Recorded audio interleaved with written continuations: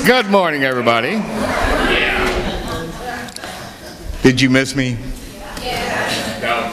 I appreciate all these people who've been following me up and down California. Followed me all the way to Roseburg, Oregon. Followed me back. Even had the ministers come back. Everybody see Reverend Bonnie this morning? And Reverend Andy, we did their ordination last week, and we had a great weekend. And it was great, and as I know you did, so it was absolutely wonderful. We have a super idea to work with this morning, and it's one that I think you need to constantly be aware of, and that is the realization that we can discover our inner power at a greater level anytime we choose to do it. We are advised a long time ago to stop conforming to the world and be transformed. How? Say it with me. By the renewing of your mind. Your mind, my mind. But how many know that the only one who can renew your mind is who? You. Nobody else is going to do it for you. And there's nothing in the sky that's going to drop down and do it for you. See, this power within us can only do for us what we let it do. We're told to let God, not make God. Our challenge is to wake up. Everybody get your hand out this morning? Okay, if you didn't, they're back there. Raise your hand if you don't have it. I would like to share it with you because we're focusing on the idea of love. I first quote, this is a treatment I wrote for Creative Thought magazine, and it is appropriate for the foundation for this morning's lesson. I'm quoting Dr. Martin Luther King, who said, "We have decided to stick with love. Hate is too great a burden to bear." Hate is too great a burden to bear. How many know that's true? How many know it by way of experience? You see, the hater only wipes out the hater. They don't wipe out the thing they hate.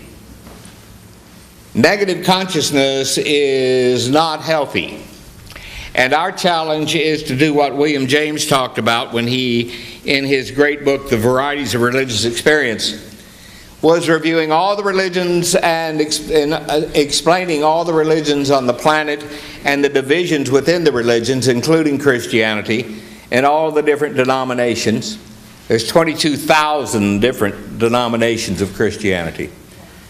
And he looked at all of them, and he defined most of them as the guilt cult.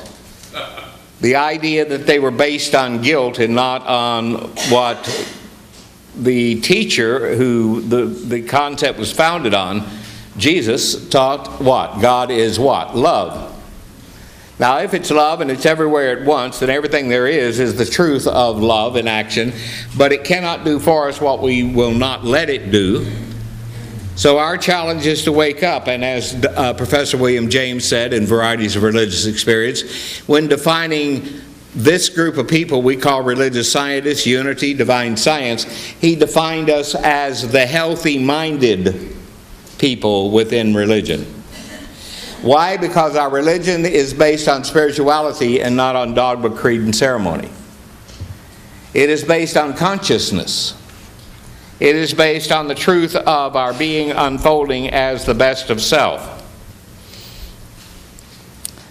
I'm teaching a wonderful class on Wednesday night, and for those who have been there, I celebrate you being there. If you would like to attend the last class of this, each one is a beginning, middle, end into itself.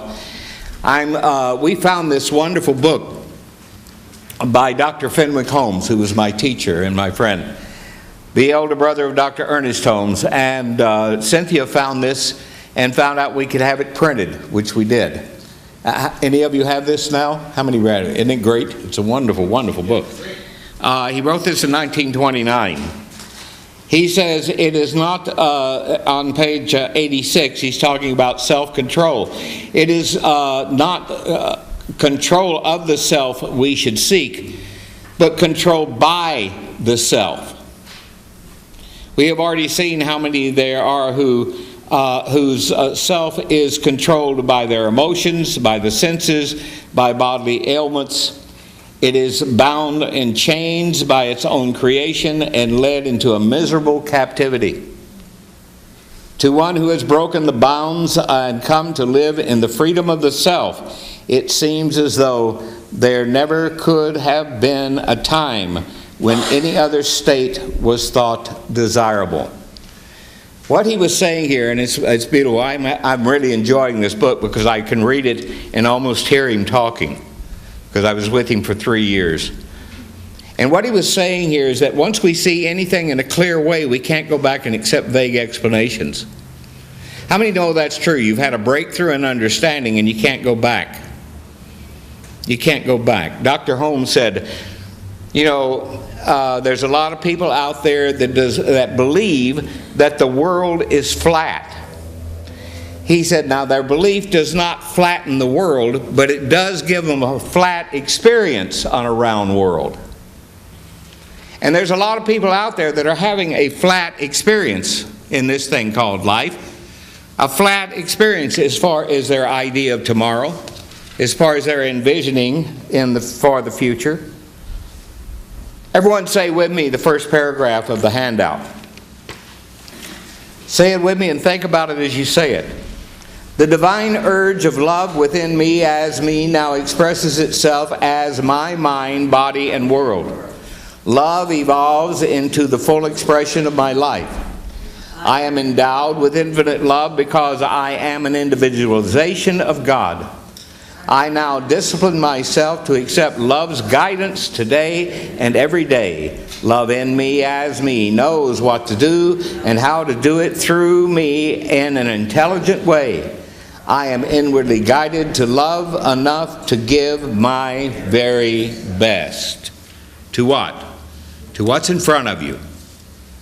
To give your very best to all the people in your life. To give your very best at work, at play. To give your very best in terms of your expectancy from where you are to where you can be. This works, this thing we called thinking, this thing we call positive thinking, this thing we call spiritual mind treatment and action. Yesterday at our home, we had a board meeting. And we had all the people from the board there, and we had an envisioning. We did some visioning. And our visioning process was in terms of the church and where we want it to go and what we want it to be. And one of the things we're accepting is at one time here we had about 150 children on Sunday morning. And so we want to move into a consciousness of whatever that consciousness was then, to establish it now and to move forward and attract more teenagers, more younger people for junior church, more young adults, which the Reverend Lacey is going to start a young adult group. Last night I did a surprise wedding. What is a surprise wedding? Well, I had to go and find out because I've never done one before. Okay. And so we go, and it was for Kevin Sullivan, and Kevin is Tom and Diane Naughty's son. And anyhow, we're there, and it was his 50th birthday. And his fiancée was there, and we surprised him with about 100 people for a birthday party.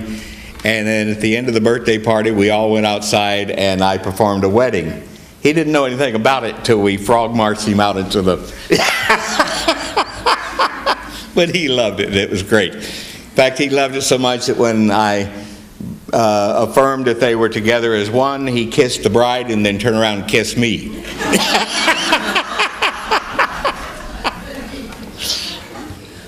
We were laughing because Kevin, who just turned 50, used to be one of the kids in our youth group.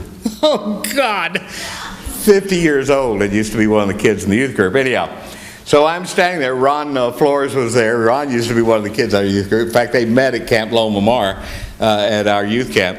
And they've been friends ever since. Well, I'm standing there. Now, yesterday afternoon, before I did this, we were accepting more young people, more teenagers, more whatever, and attracting more parents with that to our center. We're opening in consciousness to do that.